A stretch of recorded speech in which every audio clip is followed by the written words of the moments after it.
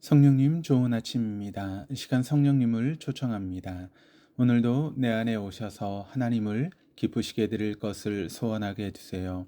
오늘 말씀을 통해 구체적으로 무엇을 해야 할지를 깨닫게 해주세요. 깨달은 것을 삶 속에서 실천할 수 있도록 도와주세요. 아멘. 오늘 함께 나누실 하나님 말씀은 레위기 7장 22절에서 38절까지 말씀입니다. 여호와께서 모세에게 말씀하여 이르시되 이스라엘 자손에게 말하여 이르라. 너희는 소나 양이나 염소의 기름을 먹지 말 것이요 스스로 죽은 것의 기름이나 짐승에게 찢긴 것의 기름은 다른 데는 쓰려니와 결단코 먹지를 말지니라. 사람이 여호와께 화제로 드리는 제물의 기름을 먹으면 그 먹는 자는 자기 백성 중에서 끊어지니라. 너희가 사는 모든 곳에서 새나 짐승의 피나 무슨 피든지 먹지 말라.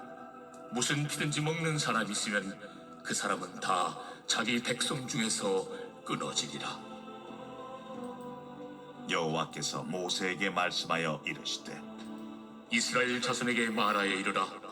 화목제물을 여호와께 드리려는 자는 그 화목제물 중에서 그의 예물을 여호와께 가져오되 여호와의 화제물은 그 사람이 자기 손으로 가져올지니 곧 그 제물의 기름과 가슴을 가져올 것이요 제사장은 그 가슴을 여호와 앞에 흔들어 요제를 삼고 그 기름은 제단 위에서 불사를 것이며 가슴은 아론과 그의 자손에게 돌릴 것이며 또 너희는 그 화목제물의 오른쪽 뒷다리를 제사장에게 주어 거제를 삼을지니 아론의 자손 중에서 화목제물의 피와 기름을 드리는 자는 그 오른쪽 뒷다리를 자기의 소득으로 삼을 것이니라. 내가 이스라엘 자손의 화목제물 중에서 그 흔든 가슴과 든 뒷다리를 가져다가 제사장 아론과 그의 자손에게 주었나니 이는 이스라엘 자손에게서 받을 영원한 소득이니라. 이는 여호와의 화제물 중에서 아론에게 돌릴 것과 그의 아들들에게 돌릴 것이니 그들을 세워 여호와의 제사장의 직분을 행하게 한 날 곧 그들에게 기름 부은 날에 여호와께서 명령하사 이스라엘 자손 중에서 그들에게 돌리게 하시는 것이라. 대대로 영원히 받을 소득이니라. 이는 번제와 소제와 속죄제와 속건제와 위임식과 화목제의 규례라. 여호와께서 시내 광야에서 이스라엘 자손에게 그 예물을 여호와께 드리라 명령하신 날에 시내산에서 이같이 모세에게 명령하셨더라. 우리는 앞서 감사함으로 드릴 때 화목제 규례, 또 화목제사 후에 공동 식사에 관한 규례들을 살펴보았습니다. 본문에서는 청중이 제사장에서 이스라엘 자손으로 바뀝니다. 본문의 규례들을 제사장뿐만 아니라 일반 백성들도 지켜야 되는 규례이기 때문입니다. 22절에서 25절입니다. 여호와께서 모세에게 말씀하여 이르시되 이스라엘 자손에게 말하여 이르라. 너희는 소나 양이나 염소의 기름을 먹지 말 것이요 스스로 죽은 것의 기름이나 짐승에게 찢긴 것의 기름은 다른 데는 쓰려니와 결단코 먹지는 말지니라. 사람이 여호와께 화제로 드리는 제물의 기름을 먹으면 그 먹는 자는 자기 백성 중에서 끊어지리라. 하나님 이미 모든 기름은 하나님의 것이기에 사람이 먹어서는 안 된다라고 하셨습니다. 레위기 3장 16절에서 17절에 말씀하셨습니다. 본문은 이 규정에 대하여 추가로 설명합니다. 하나님은 이스라엘 자손에게 희생제물로 드리는 소나 양이나 염소의 기름을 먹지 말라고 말씀하십니다. 여기서 말하는 기름은 짐승의 살과 섞여 있는 기름을 뜻하는 것이 아니라 내장을 감싸고 있는 기름을 의미합니다. 즉, 갈빗살과 섞인 기름을 먹을 수는 있지만 콩팥, 간 등 내장을 감싸고 있는 기름은 먹어서는 안 되었습니다. 제사장들이 제단에서 태웠던 제물의 기름이 바로 이것입니다. 제물로 바쳐진 소나 양이나 염소의 기름은 하나님의 것이기에 그 기름은 먹지 말고 불살야만 했습니다. 제단 위에 올려진 기름은 하나님께 가장 좋은 것을 바친다라고 하는 그런 표현이었습니다. 짐승의 기름은 최상의 것을 뜻하며 그 최상의 것은 오직 하나님께 드려야 했습니다. 오늘날 우리도 최상의 것을 하나님께 드려야 합니다. 그런데 최상의 것만 하나님의 것이 아니라 모든 것이 하나님의 것임을 잊지 말아야 합니다. 26절에서 27절입니다. 너희가 사는 모든 곳에서 새나 짐승의 피나 무슨 피든지 먹지 말라. 무슨 피든지 먹는 사람이 있으면 그 사람은 다 자기 백성 중에서 끊어지리라. 하나님은 어떤 상황에서도 피는 절대로 먹을 수 없다라고 말씀하십니다. 피를 먹는다라고 하는 것은 새나 짐승의 몸에서 피를 빼내지 않고 고기를 먹는 것을 의미합니다. 고기를 먹을 때는 피를 다 제거한 후에 먹어야 한다라고 하는 것입니다. 또한 도살할 때 피를 제대로 빼지 않는 짐승의 고기를 먹는 것도 포함합니다. 그것은 고기를 피채 먹는 일, 즉 피가 섞인 고기를 먹는 행위입니다. 그래서 유대 문헌의 가축 도살법에 의하면 도살자는 짐승의 목에 동맥을 정확하게 찔러서 도살한 뒤에 거꾸로 매달아 놓거나 머리를 아래로 향하도록 비스듬히 놓여 몸통의 피를 철저하게 제거해야만 했습니다. 새나 짐승의 피를 먹어서는 안 되는 이유는 피가 곧 그의 생명이기 때문입니다. 그리고 모든 생명은 하나님께 속한 것입니다. 인간이 새나 짐승의 고기를 먹을 수는 있지만 그때도 새나 짐승이 생명의 주인이신 하나님의 것임을 잊어서는 안 됩니다. 그리고 생명의 주권자이신 하나님께 대한 경외심을 가져야만 합니다.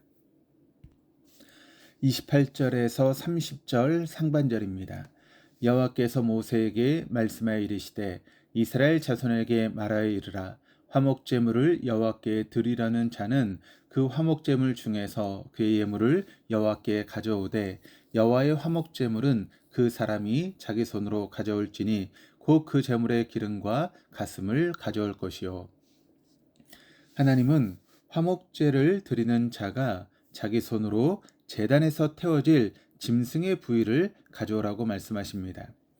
혹시라도 누군가에 의하여 강제로 가져오도록 강요당할 가능성을 배제하기 위해서입니다. 예배자가 제단으로 가져가는 짐승의 부위는 가장 중요한 것으로 여겨졌습니다. 이 제물을 드리는 예배자는 제물의 가장 소중한 부위를 스스로 제단하고 있는 제사장에게 가지고 나와야 했습니다. 이처럼 자원에서 드리는 제사는 강제성을 완전히 배제해야 하며 온전히 기쁜 마음으로 기꺼이 드리는 가장 좋은 제물이어야 합니다. 30절 하반절에서 34절까지입니다. 제사장은 그 가슴을 여호와 앞에 흔들어 요제로 삼고 그 기름은 제단 위에서 불사를 것이며 가슴은 아론과 그의 자손에게 돌릴 것이며 또 너희는 그 화목제물의 오른쪽 뒷다리를 제사장에게 주어 거제를 삼을지니 아론의 자손 중에서 화목제물의 피와 기름을 드리는 자는 그 오른쪽 뒷다리를 자기의 소도로 삼을 것이니라. 내가 이스라엘 자손의 화목제물 중에서 그 흔든 가슴과 든 뒷다리를 가져다가 제사장 아론과 그의 자손에게 주었나니 이는 이스라엘 자손에게서 받을 영원한 소득이니라. 화목제의 희생제물 중에서 제사장의 몫으로 돌아가는 부분은 두 부위입니다.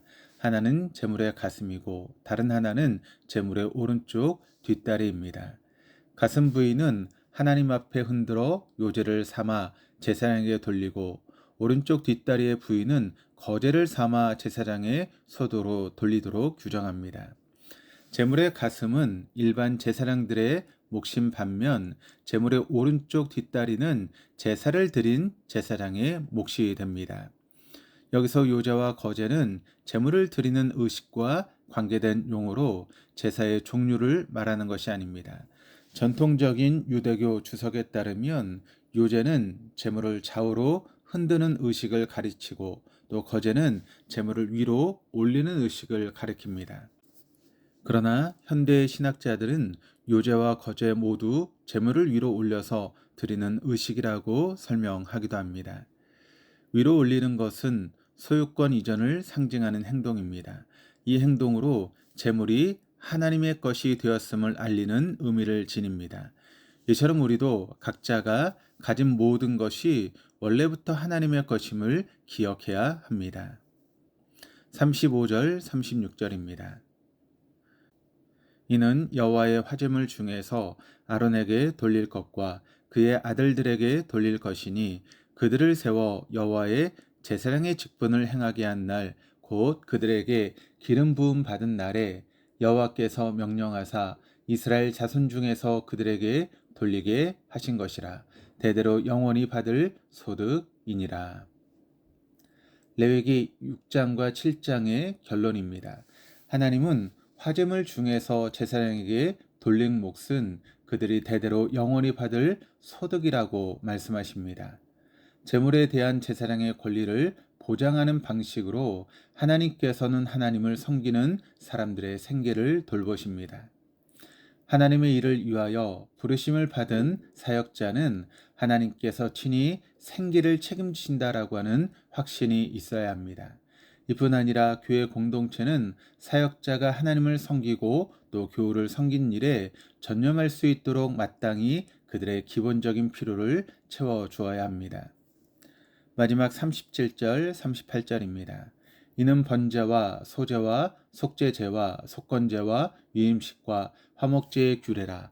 여호와께서 시내 광야에서 이스라엘 자손에게 그 예물을 여호와께 드리라. 명령하신 날에 시내산에서 이같이 모세에게 명령하셨더라. 레위기 1장에서 7장 전체의 결론입니다.